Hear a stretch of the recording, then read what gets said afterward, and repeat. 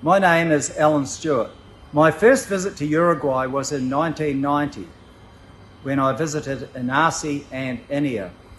I first became involved with PGG Wrightson Seeds in Uruguay in 2006-2007. That was a very exciting time for us. We set up the joint breeding programs with Inia on the Lolium and Festuca. We also set up a very small research farm to be able to evaluate all the varieties in Uruguay. Over the years we've evaluated a lot of species and a lot of varieties in Uruguay. Here we've got chicory behind me. That's been a very important species for us here in New Zealand, along with the ryegrasses, the clovers, plantain. The Inia program has developed a large range of material which we've evaluated widely in Uruguay. We've developed a number of selections of perennial ryegrass for Uruguay. Be really valuable to have a perennial for Uruguay dairying, but it's been perhaps one of the most challenging projects we've ever had, is to develop a tetraploid perennial for Uruguayan conditions. Today we have developed Verazon in the joint venture with Inia, and that is turning out to be very valuable for dairying in Uruguay. So I've really enjoyed visiting Uruguay, understanding the farming systems.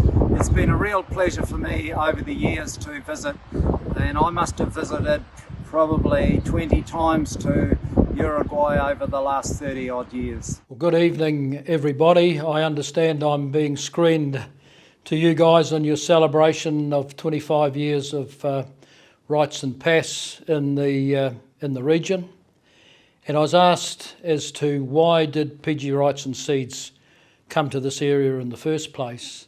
And I think if you look at the map and you look at the latitudes that you guys are there in Uruguay and where we are in New Zealand and Australia, you can see that we've got a very similar climate. So our perception was that the sort of products that we had, the sort of pastoral products that we had, would probably apply to your region. It's quite exciting to be able to say that that premise that we had, or that thought that we had, has actually proved to be the case, and a lot of the products that we took to your part of the world very much apply. And further to that, we actually realise now that a lot of the grazing systems and pastoral systems, again, are very similar.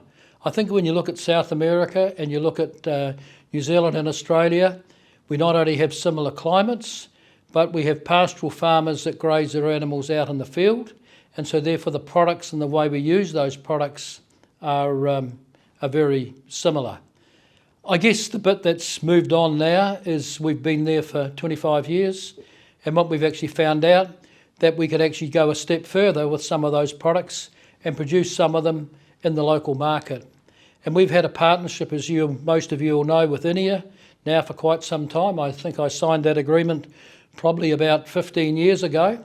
So my name's actually inked on the bottom of that piece of paper, and it's been a very good collaboration, and we've actually come up with some good annual ryegrass and tall fescue products that just are another step in front of the sort of cultivars that we were bringing from New Zealand. I guess I've always felt very passionately that I could see this business growing here hugely over the years, and a few reasons for that. One of them is that I see development opportunities out there in pastoral agriculture in this part of the world.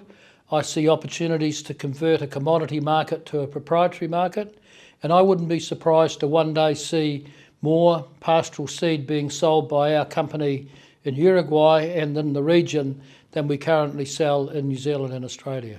So I don't know how long it'll take for that to happen.